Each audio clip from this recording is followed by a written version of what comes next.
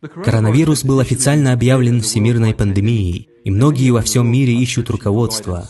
Как мусульманам, есть несколько вещей, которые нам нужно иметь в виду, когда мы готовимся к тому, что может произойти.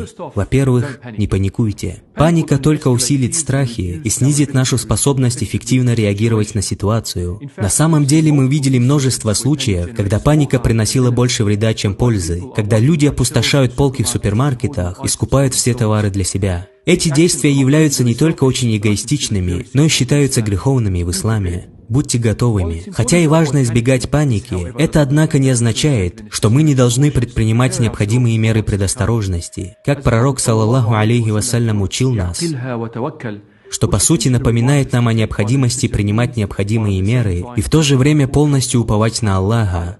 Как мусульмане, мы должны соблюдать необходимые меры предосторожности и следовать рекомендациям медицинских работников, чтобы защитить себя и других от коронавируса. Будь то тщательное мытье рук, избегание массовых публичных собраний, воздержание от ненужных поездок или даже ношение медицинских масок, если вы нездоровы, чтобы защитить других от заражения. В то время как сегодня работники здравоохранения советуют нам практиковать самоизоляцию и карантин, пророк, саллаллаху алейхи вассалям, дал нам этот совет еще 1400 лет назад. Пророк учил нас, что нельзя ни входить, ни выходить из страны, пораженной чумой. Этот совет также применим к тем, кто хочет посещать публичные собрания, даже если это посещение мечети. На самом деле, если у кого-то есть коронавирус, то для них является недозволенным посещение мечети. В то время как COVID-19 может оказаться несмертельным в вашем случае, вы потенциально можете быть причиной его распространения на других людей, подвергая их жизни риску. А в исламе предотвращение вреда имеет приоритет над совершением блага. В таком случае никто не должен чувствовать, что они упускают какую-то награду. Награда все равно будет записана, как сообщил нам пророк, саллаллаху алейхи вассалям. Соблюдая все необходимые физические меры предосторожности, никогда не следует пренебрегать духовной защитой. Есть много конкретных аскаров пророка, саллаллаху алейхи вассалям, чтобы защитить себя от несчастий. Например, посланник Аллаха, саллаллаху алейхи вассалям, сказал: «Тот, кто скажет 3 раза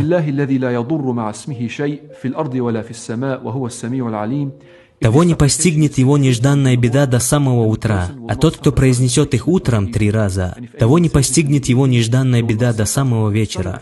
Теперь, приняв все разумные меры предосторожности и читая ежедневные аскары, следует иметь в виду, что все происходит только по воле Аллаха, Свят Он и Велик. Как Аллах, Свят Он и Велик, сказал в Коране: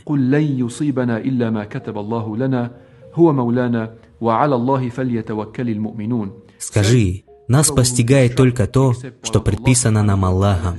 Он наш покровитель, и пусть верующие уповают на одного Аллаха». Вместо того, чтобы испытывать страх и панику, давайте все вместе воспользуемся этим бедствием как возможностью вернуться к Аллаху и укрепить нашу веру. То, что мы сегодня наблюдаем, это напоминание о том, насколько мы, как люди, слабы, и как то, что даже невидимо нашему глазу, ввергает в страх и угрожает целым нациям. Это очень сильное напоминание о том, как сильно мы нуждаемся в нашем Создателе. В это время давайте поднимем наши руки в дуа и будем молить Аллаха, Свят Он Велик, защитить нас от зла и несчастий. Мы молим Аллаха, Свят Он Велик, положить конец этой пандемии, восстановить мир и даровать здоровье всем тем, кто страдает во всем мире. Аминь.